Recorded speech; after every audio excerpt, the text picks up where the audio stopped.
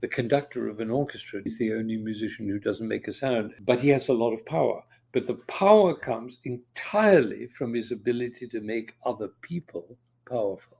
Right? When I realized that, it turned upside down totally my whole approach to leadership, to life, because the only thing that really mattered in that model of awakening possibility in other people, the only thing that matters is the state of mind and the state of being of the people you're conducting. Our deepest fear is that we are powerful beyond measure. I will live every day as if there were a microphone tucked under my tongue. It's great to get in the game, but don't get in the game till you understand the rules till you're an insider. Your life changes when you begin having a different conversation in your head. What we need to do in radically deep problems is propose radically visionary solutions. Because the people who are crazy enough to think they can change the world are the ones who do. Greetings, everyone. My name is Julie Masters, and you are listening to another episode of Inside Influence, in which I delve into the minds of some of the world's most fascinating influencers or experts in influence to get to the bottom of what it really takes to own your voice and then amplify it to drive an industry, a conversation, a movement, or a nation. Now, here's today's question. How do you enroll people in your idea, mission, or vision?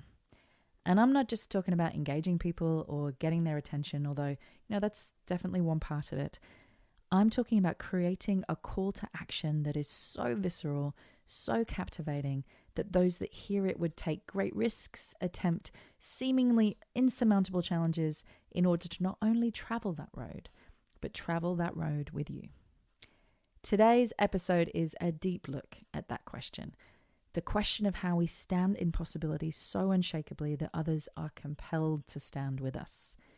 And my guest today to tackle this question is someone I first heard about many years ago.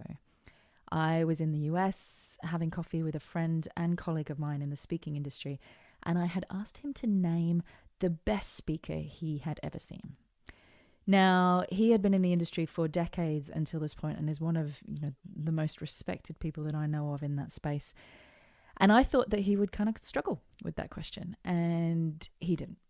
Without any hesitation, he said one name, Benjamin Zander. Benjamin Zander is the conductor of the Boston Philharmonic Orchestra and the Boston Philharmonic Youth Orchestra. His TED Talk on the transformative power of classical music has been seen by over 20 million people and counting. His best-selling book, The Art of Possibility, which was co-authored with his partner and leading psychotherapist Benjamin Zander, has been translated into over 18 languages. He was awarded the Caring Citizen of the Humanities Award by the United Nations and the Golden Door Award by the International Institute of Boston for his outstanding contribution to American society as a United States citizen of foreign birth. At the ripe old age of 82, he also still enjoys a global career as a speaker on leadership, having spoken at the Davos World Economic Forum amongst a long list of significant other world stages. His speeches are, and I don't say this lightly, beyond powerful. If you ever have the pleasure of seeing him speak, please check out one of his talks online. He uses his love for classical music to engage the room in just an unparalleled way. He gets people to actually use classical music as a way of opening their minds, as a way of interacting, as a way of getting involved and standing in the possibility that is present within any room, within any interaction. In this episode, we talk about that and more.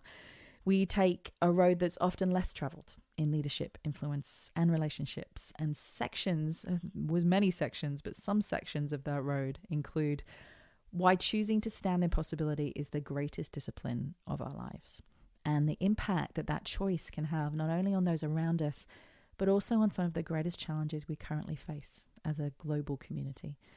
Why every student in his class gets an A on the first day of term, and how that choice as a leader and as a teacher profoundly impacted the musicians that they were able to go on and become. The art of enrollment, this one was huge for me. How to put out a call to your team or followers, one that is so grippingly honest and compelling that only the brave of heart would ever step forward. Which, let's face it, they're the ones that we want to work with anyway. What it means to be an interpreter within your space, and why sometimes that involves apologizing for those moments where we failed to get people to enroll. And finally, why there are always two people playing a violin, the first being the player and the second being the voice inside their head, and what the most accomplished musicians and performers in the world do when that voice gets a little bit too loud and a little bit too unhelpful. Honestly, I started this conversation with a long list of questions, a mile-long list of questions. And in the end, I was just so captivated that I happily accepted Ben's invitation to do exactly what this podcast is about, answer the call of possibility, and just forget about what I thought should be happening or what questions I thought we should be answering. Now, that's not an easy one for me, and it is a lesson that he is just a master at giving. What I would love you to reflect on as you listen isn't, as always, necessarily the tools alone, but his commitment to being an interpreter for the world of classical music, which includes using language and stories that make that world accessible for everyone. How many people right now would you say are in an industry or space like classical music that's transforming, that's looking for a new audience or new ways to engage, that's watching their existing target market either disappear or change their habits? In Ben's words, how would you walk? How would you talk? How would you be if you believed everybody loved what you do, but they just hadn't found out about it yet? Those who are able to show up like that, tell stories like that, enroll like that, will always strike a totally different chord. Now, for those who are looking to take their journey in influence to the next level, don't forget to hop onto my website or the show notes and download the latest version of my ebook, The Influencer Code. It covers the 7 areas and the 7 core questions, 7 simple questions that I have found in all my years doing this are hands down the most useful when it comes to fast tracking your own level of influence in your work, in your career, or in your marketplace. Just pop in your email and it will be in your box in the time it takes to pour a cup of tea. On that note, sit back, drive safe, and please welcome onto the podcast the incredible, irrepressible maestro himself, Benjamin Zander.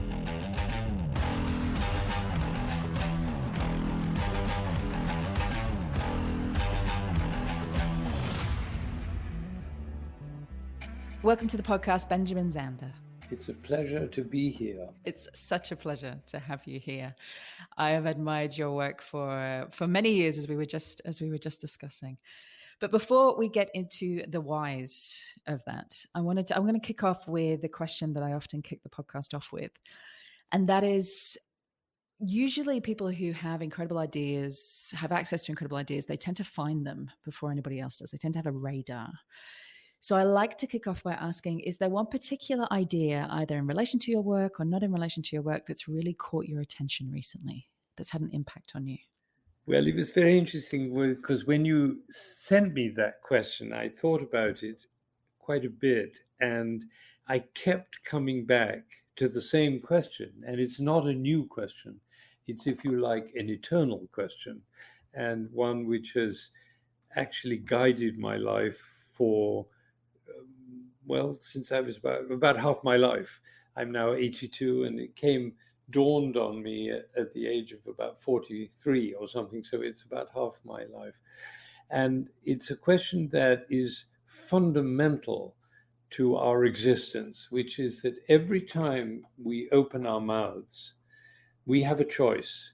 And the choice is whether we speak in what I call the downward spiral or impossibility. Those are the fundamental, they're almost like two arenas, two ways of being.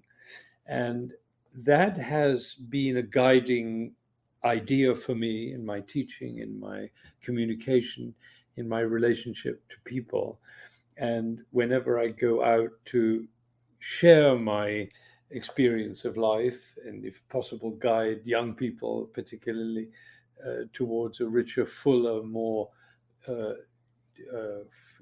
carefree life, in the sense of free of cares, it always comes back to that question, because if you make clear that you are in the possibility mode, you can always trust that you can resolve problems, and that if you're in the downward spiral mode, you are bound to have problems. They're built into the situation. I'll give you a little example of that. I was in a meeting at Merrill Lynch, a company that you may remember, may know, and they were having a conversation about how they could be the best in the world. And it occupied people, and there was a tremendous amount of energy around it, and stress.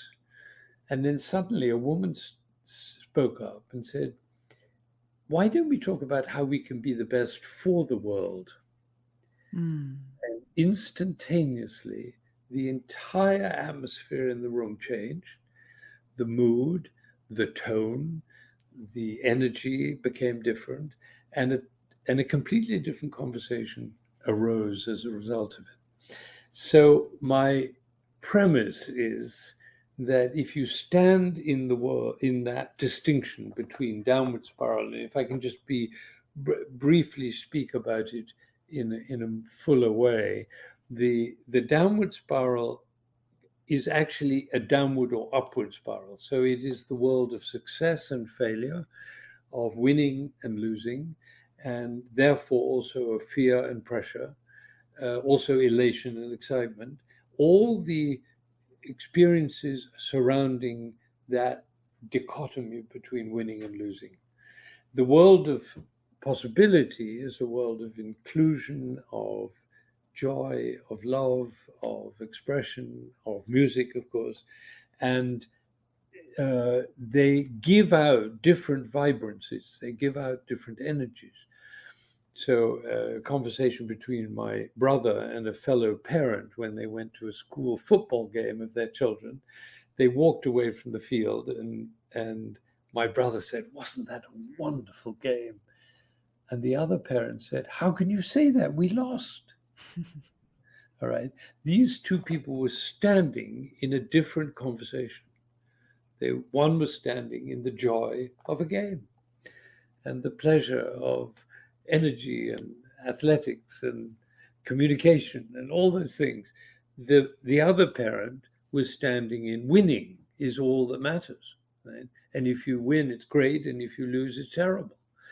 And so if you're standing in the world of winning and losing, success and failure, by definition, you're constantly facing disappointment, fear, aggression, pressure, jealousy, all the emotions which go with that domain. Right? So the realization that these two worlds are separate, they're not better or worse, although certainly the pleasures of the possibility model are a very different kind of pleasure. The world of the downward spiral has its own joys, excitement, that elation, that sense of thrill, adrenaline, all that. But it also has, like the front and the back of a hand. The front of the hand is success, the back of the hand is failure.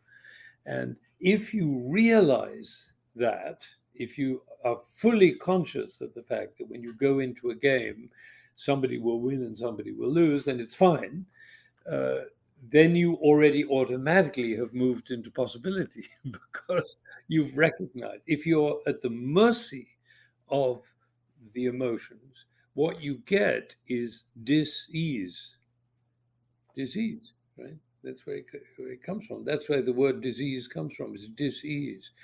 And in the world of possibility, you have an easy flow of relationships, and you can actually solve all problems if you stand in the world of possibility. So when you asked that question, which you did, which I got it in the mail, and you said, what idea, new or timeless, you said, is having the most influence on you at the moment? The answer is that timeless idea that I only discovered at the age of 45.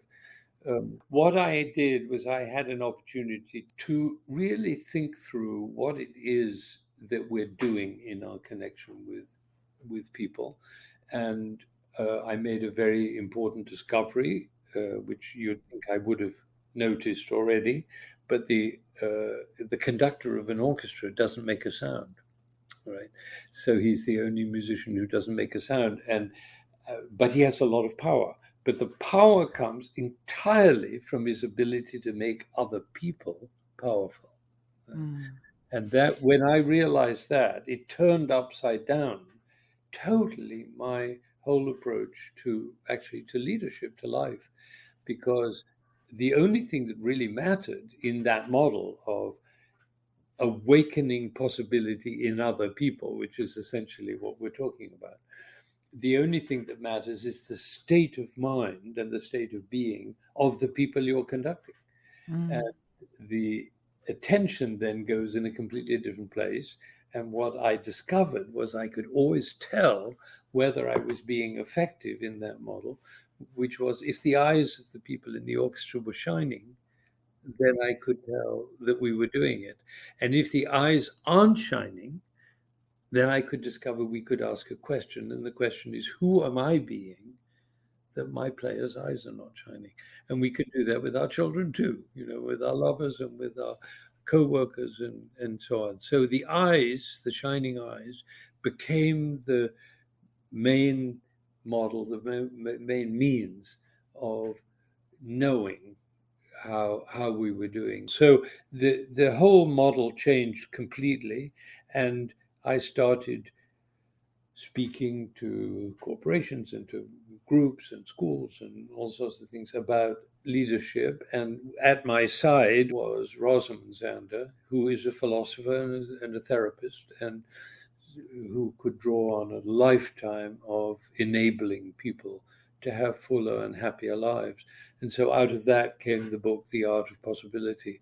One of the things I wanted to talk to you about, and you touched on so much there. You touched on power, you touched on possibility. I wanted to talk to you about leadership and how those things play into leadership. Now, you've said before that a leader doesn't doubt for one moment the capacity of the people he's leading to realize whatever he's dreaming. And I loved that quote, and I want you to, if you wouldn't mind speaking to that quote, but also bringing in one of the tools that you use as a teacher, which is that you always start at an A. Right. Good. Well, here's the thing. The failure in life is very often because we don't trust that other people can be up to the task. Right? That's a failure in leadership. And I've just had a dramatic example of that in COVID, because we were faced with a catastrophe on March the 12th, a year ago. We gave a concert in Symphony Hall, and it was the last concert that was given in Boston till now. There's still not been there's been no concerts in Boston since March of the previous year, 15 months or something. And it's a catastrophe. And so what do we do about that? Well, one of the things I did, which was lovely, and it was a small scale but delightful, which was I started having live concerts in my driveway. Well, I have a slightly larger driveway than most houses, so there's room for a group of musicians and audiences at 6 feet distance. And then there's the road and so on and so forth. And last time I gave 15 concerts. I didn't give them. I mean, I organized 15 concerts in the driveway. We called it Safe and Sound. Oh, great title. And the word got out, and people came in droves. Now, last Saturday, we had the first of the Safe and Sound concerts of this year. And things are very different now because it's opened up and people don't have to wear masks in America right now, and we don't have to do social distancing. But still, I thought we should go on because there are still no concerts. And so I announced the concert, and we don't advertise, God forbid, because if we advertise, we'd get thousands. Instead, we just, the word kind of trickles out, and we make a few, send out a few emails to friends and so on. Anyway, about 200 people showed up to hear a Brahms sextet that was exquisitely played. And what we did was we filmed it and live streamed it. So it was heard around the world. I got an ecstatic note from somebody in Turkey and somebody else in Brazil and somebody else in Greece, somebody else in Finland. They were listening to Brahms from my driveway. Now, which is such a beautiful example of what you were talking about, which exactly. is standing in possibility. It's standing in possibility. So in possibility itself, there is actually no problem. And my father used to say this wonderful thing about it. He said, there's no such thing as bad weather, only inappropriate clothing. Now, there's a kind of deep wisdom in that funny remark, because actually it's true, because there's no situation in which you can't find possibility. And there's also no situation which is so good that you can't find the downward spiral of despair and anguish and upset and fear and all those things. So the discipline of life, and I think of it really as a discipline of life, is to first of all know that alternative, or that those two worlds exist. The discipline is to always choose to move, speak, and be in possibility. And that takes terrific discipline, and none of us are able to do it all the time. Nobody is able to do it all the time, because the pressure to fall into the downward spiral is because it's automatic, it's natural. If something bad happens, or you think something bad has happened, and you immediately fall into despair. For instance, I always say, my teacher said this to us. She used to say, you cannot play great music until your heart is broken, right? And he's right. If you've never experienced loss, deep, passionate loss of something you love with all your heart, how can you experience great music? Because that's what music is expressing. The Tchaikovsky Sixth, or the Beethoven Pathetique Sonata, or whatever it is. So he used to say that you can't express great music unless your heart has been broken. So the answer to that is go out and have a broken heart, get a broken heart, because if you haven't got it, you're not going to get to the music. So I told that story. I was in South America, in Venezuela, where the music is unbelievable. You can't imagine the music in Venezuela. It's the kind. I think Simon Rattle said it's the center of the musical world. Imagine that. But anyway, I was conducting the orchestra. The orchestra that Dudamel played in and then conducted before he became a world figure. But anyway, his orchestra, the Simon Bolivar Orchestra, we were doing Mahler's Ninth Symphony, and which is one of the deepest, most heartbreakingly beautiful final statement of Mahler, really leading towards his death. And it calls on every human emotion that you can imagine and find access to. And I told that story during the course of the rehearsals. And the first horn came to me just before the concert. And he said, I've got some great news. I said, what? He said, my fiancée just left me. And then he gave me a big hug. And he said, it's going to be great tonight. And it was such a moving moment, because here was a young man, maybe 25 years old, 24 years old, something.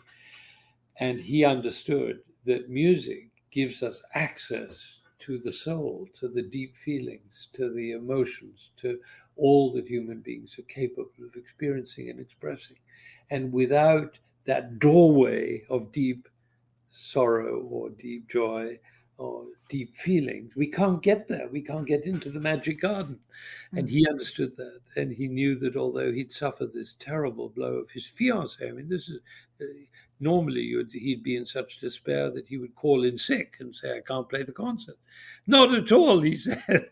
It's going to be a great concert. And it was. I heard him. He poured his heart and soul into that performance, all his love and his disappointment and his fear and his...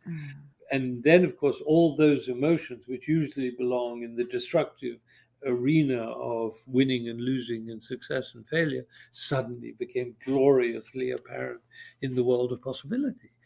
And so those two worlds are constantly there, and we always have that opportunity. So when I was faced with the COVID, because we started off, you remember, many minutes ago, with what happens with COVID. Well, we couldn't play any concerts, and so you can go into despair, you can get angry, or you can turn to possibility, right? So I said to the youth orchestra, we can't play. You can't play on Zoom. You can do many things on Zoom, but you can't play music because there's no coordination.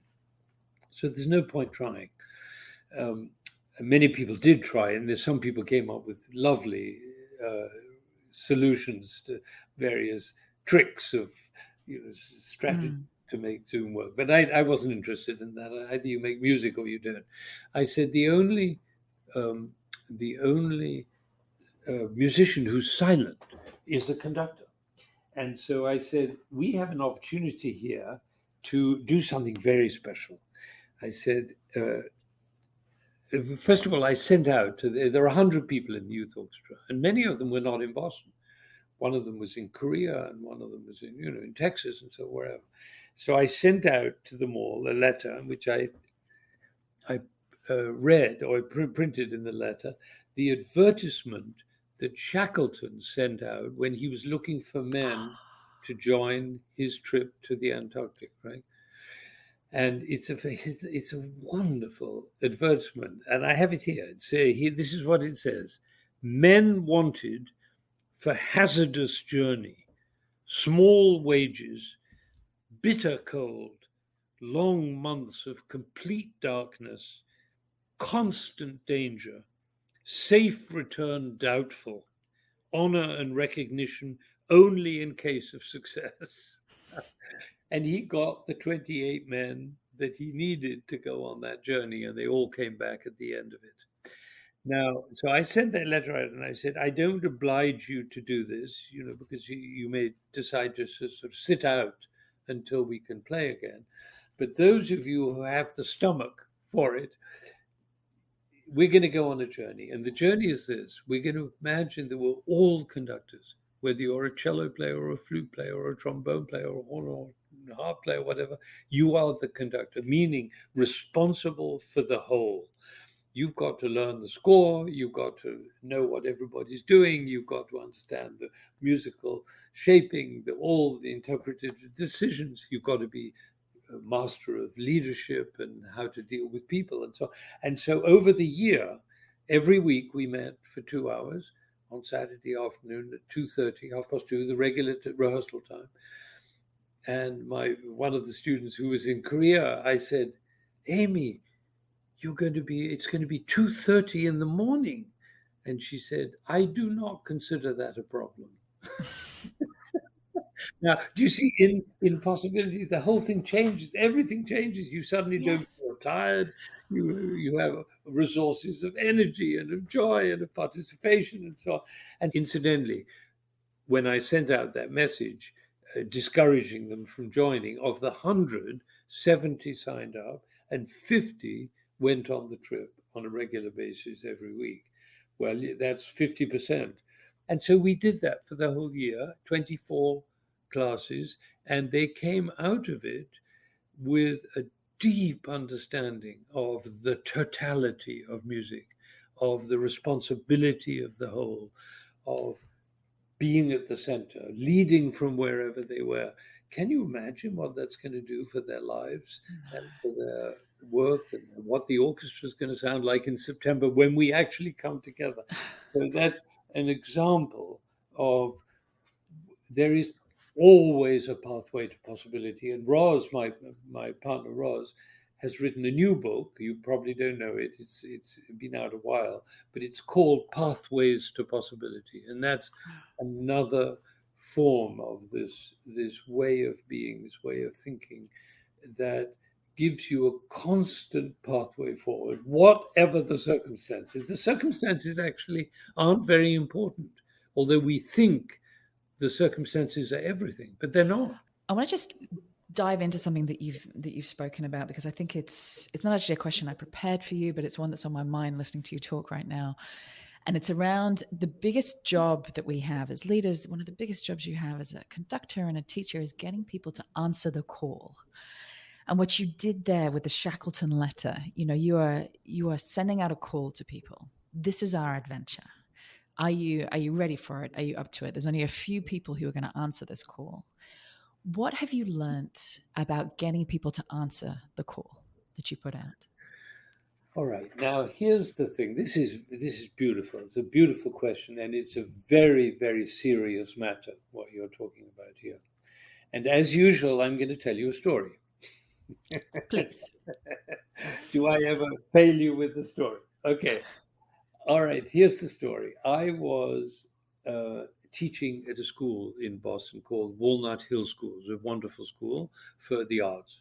And I went there every week to give a class. It was called interpretation class. And no, it was called master class there. It was right. And I would have 60 kids in the room. And we would talk about music and life and all this thing. And one day, and 4 times a year, they would come to the Boston Philharmonic concerts. And they would sit in the balcony all together, this group of 60 people. And that way they heard the music and so on. It was a great idea. We provided tickets for them and so on. And one day we had an extraordinary concert, and it was fantastic. It was a violinist. It was my favorite violinist in the world. He recently died. He's called Ivry Gitlis, and he's very unusual. He's very, very different from the famous violinists that everybody knows. He's at Pullman and Pinker Zuckerman and all the people who everybody knows. This is a very different style, a totally different way of making music, and very exciting. And I've been trying to get him to Boston. He's never been in Boston. He was 78. It was the end of his career, and the word got out, and people flew in from New York. A couple came from Oklahoma to hear him because they'd heard the word, right? And in fact, the people from Oklahoma couldn't get into the concert because it was sold out, and so we had to put 2 extra chairs in the auditorium so they could sit and listen. So I came out to conduct the first piece on the program, and I turned around to bow to the audience, and I noticed in the balcony there were 30 empty seats. And of course, I knew immediately these were my kids because they were all together. It had to be the group from the school. And I was pissed off.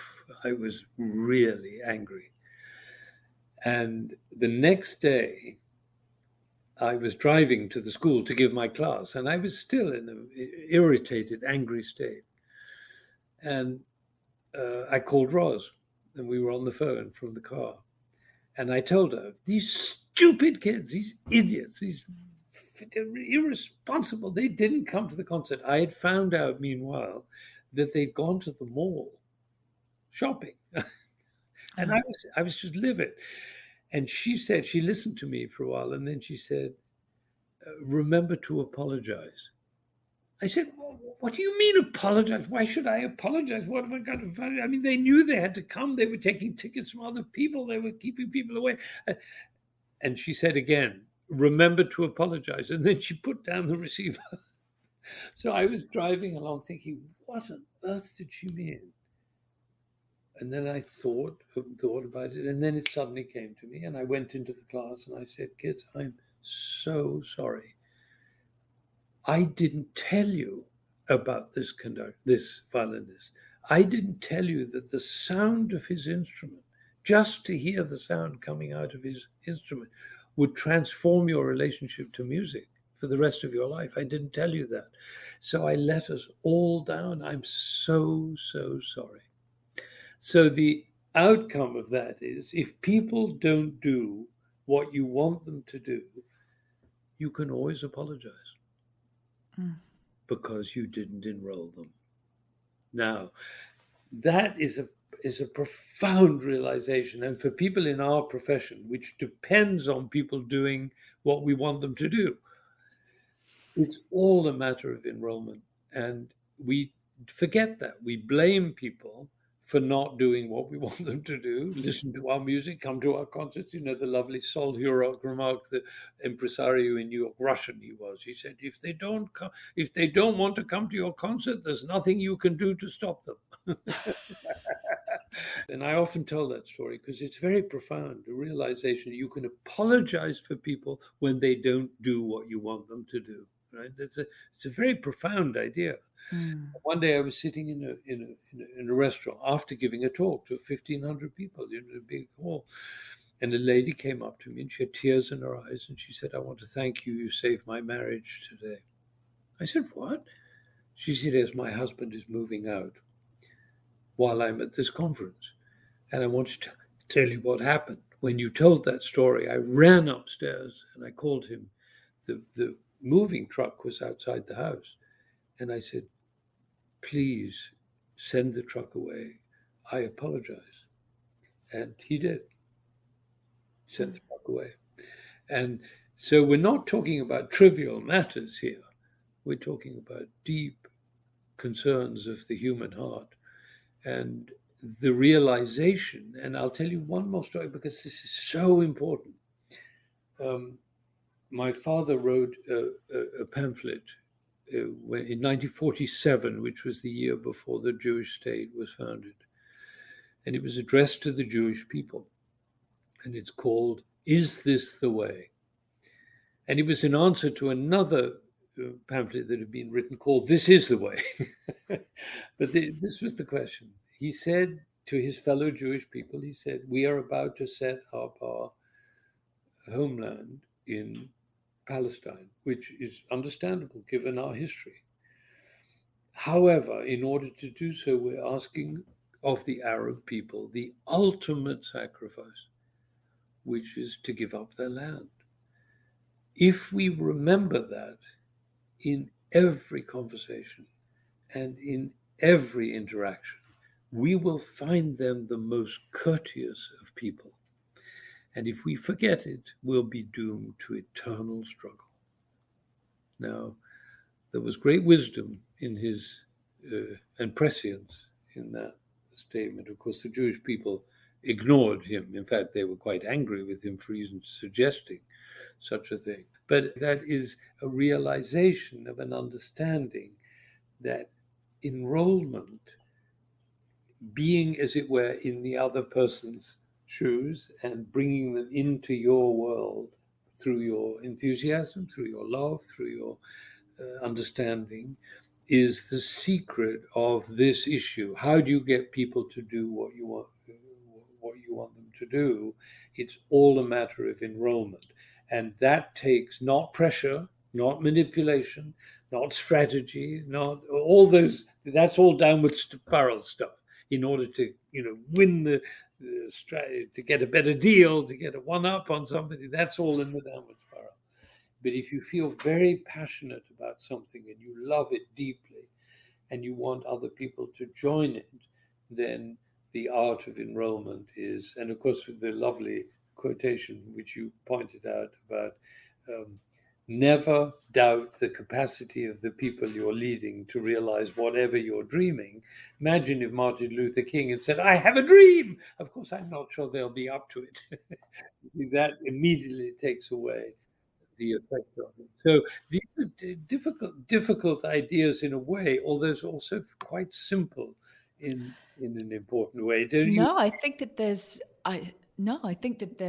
a beautiful, for myself as a leader, just listening to you talk at the moment, there's a particular situation I'm thinking about that happened just yesterday and getting frustrated. Something hadn't been executed the way that I had hoped that it would be executed. And I woke up this morning with that feeling in my gut of still irritation.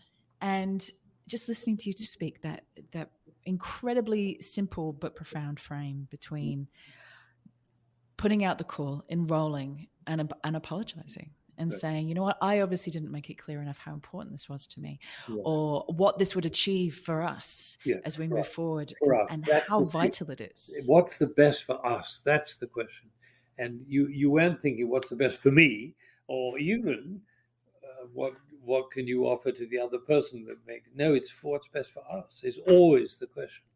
But it's hard to do that. It's much easier to fall. It's automatic to fall into getting better than, or getting the advantage over, or those are natural human tendencies. The world of possibility, which I'm talking about, is extremely disciplined and hard to create. You have to create it. You have to invent it, and it isn't always apparent. Of course, I love these stories because they're so powerful. But when my father was interned, you know that the English, when Hitler was in Paris in 1940, and it looked as though he was about to invade England, the English kind of panicked and took all the German people, doesn't matter whether they're Jewish, not Jewish, who they were, and in fact they took the first person they let out was the keeper of the elephants at the London Zoo, because the elephants refused to eat. Well, he was nothing. He was 70 years old. He'd been there half his life. He'd never bothered to become an English person. He cared about the elephants. But so they put all the German people in internment camps, not concentration camps, but internment camps. And it was a terrible situation because, first of all, just the men, the women had to manage on their own, look after their families, imagine. But they'd all suffered so much. My father lost 8 members of his family, his mother in Auschwitz, and he lost everything in Germany, his money, his career, his language, and now imagine what the mood was in that place. Talk about downward spiral. He looked around and said, there are a lot of intelligent people here. We should start a university. And so they started a university in that camp. And they had 46 classes each week running without any books or paper or chalk or blackboard. So that's what I mean. It's that idea that that doesn't come automatically. That's not natural. That's something created by human beings through thought. Talking of enrollment, talking of universities, talking of your work as a teacher, I hear that everybody in your classes gets an A. Right. Is that true? Yes, that's true. And let me explain how that happened. It was a very, very interesting thing that happened. I taught a class at the New England Conservatory in Boston, great music school, one of the great music schools of the world. I was there 45 years. And I had a class Friday afternoon, wonderful class with many, many students, and they were graduate students, so they were young professionals. And I noticed that in their playing, when they played for each other in the class, there was a tension. The music was stopped because of the anxiety and the pressure and the competition. And they were worried about their grades, because if they didn't get a good grade, they wouldn't be able to go. You understand the next stage of life. And I came home with that problem to Roz. That's what I did. If I had a problem, I brought it home to Roz. I said, Roz, what can we do here? And she came up with this idea: give an A to them all at the beginning, and then they won't be striving for a good grade because they will have already got a good grade. But that wouldn't have been enough, because if they just got an A without anything else, they would have said, but what's my grade really? So I did something else, which was lovely, which was I asked them to write at the beginning of the year, the very first class, to write a letter, which they could take 2 weeks over. And the letter would be addressed to me with the date May of the following year when the class was over. Right? And the letter should begin this way: Dear Mr. Zander, I got my A because. They would then have to write a letter describing who they had become by May. And they would write about who they saw themselves as, who they wanted to be, who they had this idea. And not with I hope and I expect and I want. And no, they had actually achieved it. And it was difficult for them. Sometimes they had to write the letter 2 or 3 times before they got the A letter right. But the A letter was a description of exactly who they are without the voice in the head telling them they can't do it. And they would walk into class with that joyous feeling. They were walking into a space in which they could be the best they could be. Now, when I came into the class, I was surrounded only by A students. I only take A students. It's a good way to keep your grade average up. Right, which is delightful for a conductor because you're for a teacher to have only A students, and of course that idea can be translated into any part of life. You can give an A to a waitress at a restaurant, or to a taxi driver, or even, as I said to a group, to your mother-in-law. Whereupon somebody shouted, "You don't know my mother-in-law." Well, that's the downward spiral speaking. So the A, giving of the A, I think is like a cornerstone of the model of possibility. And when I go to an orchestra, I give an A to everybody in the orchestra. That doesn't mean everybody's equal. It means that I'm speaking to the best part of that person. I'm expecting them to function at the highest level that they're capable and that they want to. And if they have a problem of some kind, they make a mistake, we say how fascinating, and we create an atmosphere of joy and respect and love, essentially. Love is a word we don't completely understand, doesn't even exist in Japanese, I understand. But deep down, we really do know what we mean by that. It's what we feel when we put our head on the tummy of a 5-month-old baby. We know what that means. So that atmosphere of essentially of respect and speaking to the best part of somebody, that has become a central part of my life, and I think of the possibility model as a whole. In everything that I see written about you, in all of the language, this one word comes up again and again and again, and it's interpreter. It's that you put so much of your time and mastery into interpreting music for people in terms of how it applies to their lives, the lessons that you have learned from music and how they can apply. Right. Did you consciously choose that as a role for yourself, or has that come about? Well, it's an essential element in a musician. If you start at the very, very beginning, and I did in this class with the kids on the Shackleton trip, the COVID trip, I went to the beginning. I said, you're a little child and you're sitting on the floor, and the teacher says, let's sing row, row, row, row. So you sing, row, row, row your boat gently down the stream. Merrily, merrily, merrily, merrily, life is but a dream. Every child has done, in the English-speaking world, has done that. Or Mary had a little lamb, So notice my head, row, row, row your boat. It doesn't sound at all merrily, merrily, merrily, merrily. Now, if you taught a child that certain notes are emphasized and certain notes are not, you could get them to do row, row, row your boat gently down the stream. Merrily, merrily, merrily, merrily, life is but a dream. And imagine a whole bunch of little kids singing like that. It would change the world. They'd grow up and they wouldn't act like bankers all the time. Because that buoyancy, that liveliness, that vitality, the sense of the wonderful pianist Fleischer, Leon Fleischer, one of the greatest musicians America ever produced, he said, classical music is an act of anti-gravity. It's a beautiful idea because row, row, row your boat gently down the stream. You see, it's buoyant, it's held up there, it's still there. Merrily, merrily, merrily, merrily, life is but a dream.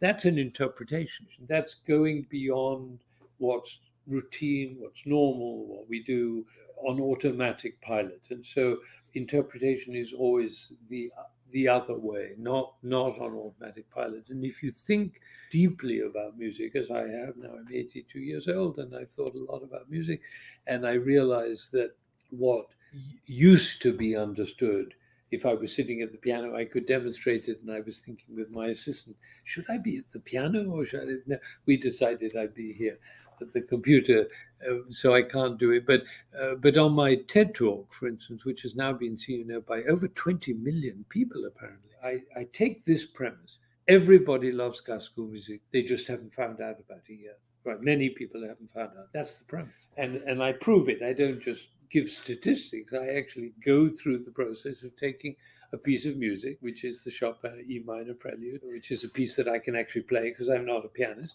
and can demonstrate how Chopin wrote it and what the meaning of it. It starts on a B and it goes down to E, and I tell the story. And everybody can follow that, and then they feel the emotions that are attendant to that story. I tell people to think of somebody they love who's no longer in their life, and they attach the emotions to somebody they love, and it never fails. I mean, it's not possible to fail because the music is designed to create those emotional reactions, and so everybody can respond if you play music in a way that makes sense. And one of the things that I love and respect deeply about what you do is, and it goes back to that word interpreter again, you are able to take the story of music.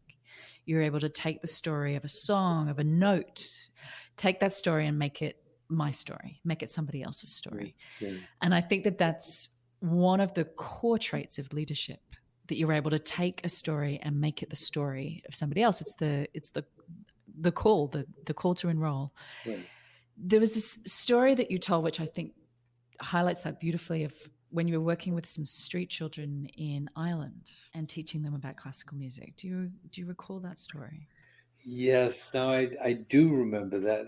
What it was slightly different. I was giving a talk in Ireland. It was many, many years ago, and I did that Chopin thing. I did the Chopin because it's one of the pieces that I can play, and it makes the point very. If people listening to this conversation, since we haven't had any music, go on that TED talk and you could see the Chopin. And I don't play it particularly well, because as I say, I'm not a pianist, but it makes the point, and it tells a story. And what I did in this talk, it was a talk of young people, Protestant Catholics, together, trying to find some common ground. And that was the point. And I went to Ireland to give that talk.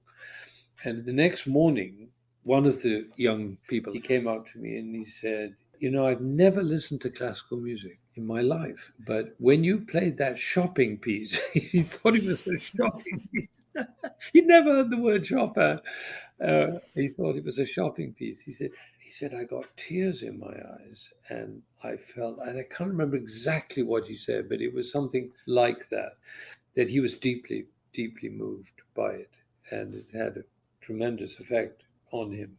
And it was so extraordinary because it was a proof, if you like, of my premise that everybody loves classical music. They just found out about it.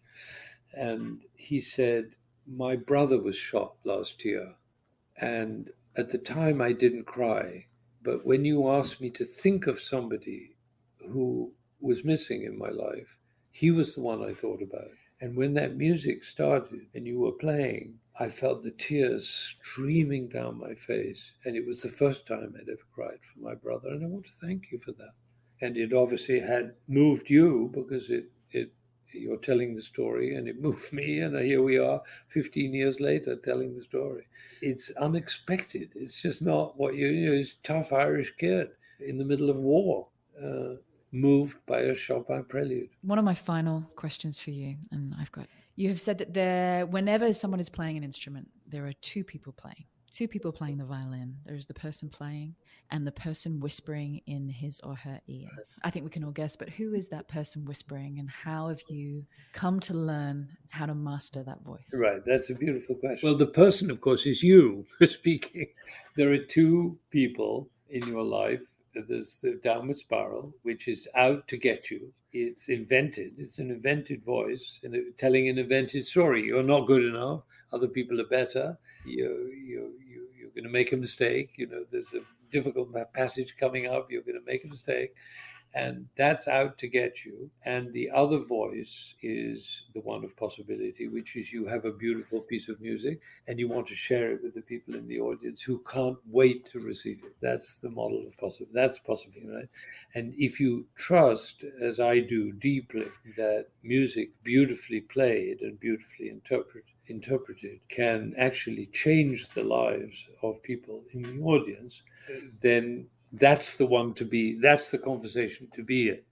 And I often tell my players before we go to a concert, I say, remember that there's somebody in the audience who's hearing the music for the very first time and somebody in the audience who's hearing it for the very last time. And focus on those people. And if as one person said to me, said, what happens if that voice in the head comes while you're playing? And I said, you turn to the voice and you say, thank you for sharing. I'm busy. Now, you have to be busy with something. And the busy, you have to have a vision. You have to have something that is louder and more compelling than the fearful voice whispering in your ear. And that's the same of anything that you want to do. It's like when you have a child, you may give up smoking because the call to smoking is incredibly powerful, as we know, or to alcohol or whatever it may be, or to drugs. But you get a child and you suddenly realize, no, now there's something bigger. I'm busy. No, I have no time for that. And so the thing is to find things in life that are so compelling and so worth your attention that they will be more powerful than the voice of negativity, competition, fear, dis-ease, that will be there automatically in your ear. And when you go into the concert hall, and I mean that as a metaphor for life, we're in the concert hall sharing great music with people. The voice will be there. It'll never go away. As I always say, the voice stops when you die. It's one of the only really nice things about dying. You finally have that voice shut up. But meanwhile, it's there, and whoever you are will always be there. And if it comes up at inconvenient moments, I always love, and this is a good way to end if we're going to end. I don't want this conversation to end incidentally, and that's the thing about possibility, is that it doesn't ever end. It's always going. Lao Tzu, the great Chinese philosopher, had a wonderful comment. He said, because of deep love, we are courageous. And I wrestled over that. What does that really mean? Well, the mother who has a child, and I say the mother because we all understand about motherly love. The mother who has a child in a burning building runs into the building without hesitation. She doesn't wait outside and wonder whether she has the courage to do it. She runs in. And the thing that gets her into the building is not courage, it's love. So I always say to people who are facing fear, don't look for courage, look for love, and the courage will come. That's, in a sense, a roundabout answer to your question. How do you deal with that voice? The voice is there to undermine you, but it's an invented voice. The other voice, the voice of possibility, the voice of courage and love, is also invented. It's an invented thing. But it's important to realize that to make the life of each life about something more compelling than that voice of worry and fear. And if you attach yourself to wealth and fame and power, which is what most people do, their obsessions are right from a very young age. They see fast cars and expensive houses and beautiful things, and they want them. And so they want more money, and then they see people famous on television and getting a lot of likes on their website or whatever. And power is the ability to have power over other people. Those are the three human obsessions: wealth and fame and power. I'm not interested in any of them. What I am interested in is how many shining eyes do I have around me? And if you focus on that, you won't get into the tangle of competition and fear and that winning and losing and constantly calculating how is it going and how are other people doing, looking over your shoulder. And that was the beautiful thing about that. We started with the Merrill Lynch lady who said, should we not talk about how we can be the best in the world and rather the best for the world? And that is all about shining eyes. Thank you. Thank you, Ben, for your time. Thank you for your work. And thank you for diving so deep into this conversation with me today. Well, it's been a great joy. And I end by quoting Dostoevsky, who said, with an intelligent person, even conversation is a pleasure.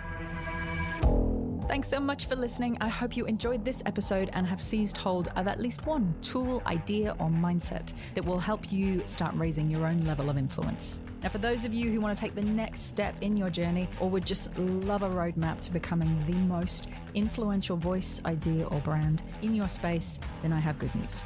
You can now download the latest updated version of my ebook, The Influencer Code, from my website, juliemasters.com.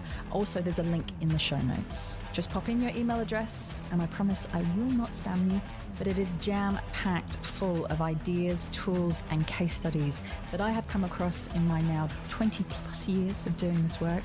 Not to mention the 7 areas and 7 core questions that I have found to be hands down the most valuable when it comes to immediately lifting your ability to make an impact. Download it, keep it, share it, juice it for all it is worth. I hope it makes a massive difference in both your career and your business. Thank you always to my co-founder and the main brain behind this podcast, Lauren Kelly.